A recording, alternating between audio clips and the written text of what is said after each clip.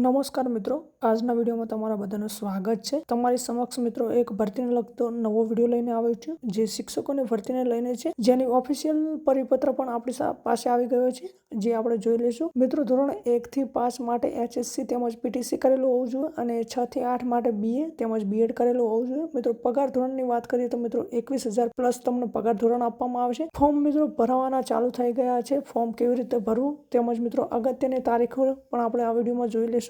તો વિડીયો સંપૂર્ણ જોજો અને વિડીયો તમને સારો લાગે તો વિડીયોને એક લાઇક અને ભરતીને લગતી કોઈ પણ માહિતી મેળવવા માટે ચેનલને અવશ્ય સબસ્ક્રાઇબ કરજો।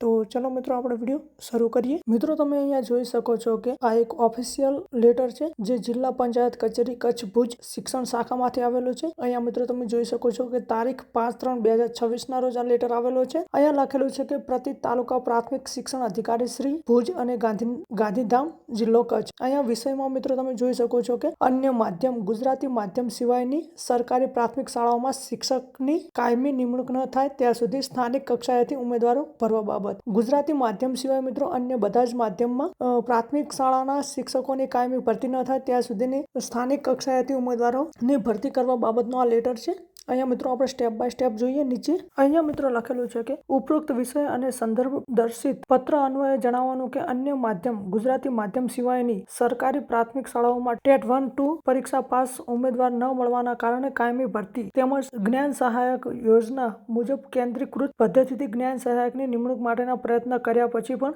જગ્યાઓ ખાલી રહેવાના કારણે બાળકોનું શિક્ષણ પ્રભાવિત ન થાય તે હેતુસર અન્ય માધ્યમ ગુજરાતી માધ્યમ સિવાયની શાળાઓમાં કાયમી શિક્ષકની નિમણૂક ન થાય ત્યાં સુધી સ્થાનિક કક્ષાએથી ધોરણ 1 થી 5 માં HSC અને PTC અને ધોરણ 6 થી 8 માટે સ્નાતક અને તાલીમની લાયકાત જે તે માધ્યમમાં અભ્યાસ કરેલો હોય તેવા ઉમેદવારને અગ્રિમતા આપવાની રહેશે। મિત્રો, HSC તેમજ PTC કરેલ ઉમેદવાર તેમજ સ્નાતક એટલે કે ગ્રેજ્યુએટ થયેલા ઉમેદવારને અગ્રિમતા આપવામાં આવશે। સ્થાનિક ઉમેદવારને શાળા કક્ષાએથી નિમણૂક આપવાની રહેશે। જે અન્વયે સરકારી પ્રાથમિક શાળાઓમાં ટેટ 1-2 પરીક્ષા પાસ ઉમેદવારો ન મળવાના કારણે કાયમી ભરતી તેમજ જ્ઞાન સહાયક યોજના મુજબ કેન્દ્રીકૃત પદ્ધતિથી જ્ઞાન સહાયકની નિમણૂક માટેના પ્રયત્ન કર્યા પછી પણ જગ્યાઓ ખાલી રહેવાના કારણે બાળકોનું શિક્ષણ પ્રભાવિત ન થાય તે હેતુસર શિક્ષણ વિભાગ દ્વારા આપવામાં આવેલ મંજૂરી અન્વયે માધ્યમ ગુજરાતી માધ્યમ સિવાયની સરકારી પ્રાથમિક શાળાઓમાં કાયમી શિક્ષકની નિમણૂક ન થાય ત્યાં સુધી સ્થાનિક કક્ષાએથી ધોરણ 1 થી 5 માટે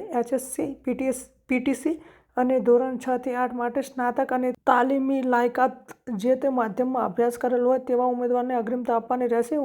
ઉમેદવાર ભરવા બાબતે નીચે જણાવેલ કાર્યરીતિ અનુસરી આનુષાંગિક કાર્યવાહી હાથ ધરવા જણાવવામાં આવે છે। અહીંયા નીચે મિત્રો ઉમેદવારોએ અરજી કરવા માટેનો સમયપત્રક આપેલું છે, તે આપણે જોઈએ। અહીંયા મિત્રો તમે જોઈ શકો છો ક્રમ તારીખ કાર્યક્રમની વિગત લખેલું છે। તો મિત્રો તારીખની વાત કરીએ તો તારીખ 5/3/2026 થી લઈને 7/3/2026 સુધી આચાર્ય SMC દ્વારા શાળા કક્ષાએ નોટિસ બોર્ડ ઉપર જાહેરાત મૂકવામાં આવશે। મિત્રો, 5 તારીખથી લઈને 7 તારીખ વચ્ચે શાળા કક્ષાએથી નોટિસ બોર્ડ ઉપર જાહેરાત મૂકવામાં આવશે। તેમજ 9/3/2026 થી 14/3/2026 સુધી ઉમેદવાર દ્વારા અરજી કરવાની કામગીરી ઉમેદવારે અરજી શાળા કક્ષાએથી જ કરવાની રહેશે। મિત્રો, 9/3/2026 થી 14/3/2026 સુધી ઉમેદવારો અરજી કરવાની રહેશે અને અરજી શાળા કક્ષાએથી જ કરવાની રહેશે। ત્યારબાદ 16/3/2026 થી 17/3/2026 શાળા કક્ષાએ આવેલા અરજીઓની ચકાસણી કરી મેરિટ મુજબ શાળા કક્ષાએ નિમણૂક આપવાની કામગીરી કરવાની રહેશે। 16/3 થી 17/3 સુધી મિત્રો જે તે અરજીઓ આવી હશે તેના મેરિટના આધારે લિસ્ટ બહાર પાડવામાં આવશે। 18/3/2026 થી લઈને 25/3/2026 સુધી ઉમેદવારો શાળા કક્ષાએ હાજર થવાનો સમય ગાળો રહેશે। તો મિત્રો, આ હતો આજનો વિડીયો તમને સારો લાગ્યો હોય તો વિડીયોને એક લાઇક અને ભરતીને લગતી કોઈ પણ માહિતી મેળવવા માટે ચેનલને અવશ્ય સબસ્ક્રાઇબ કરજો। ધન્યવાદ મિત્રો, મળીએ નવા વિડીયોમાં।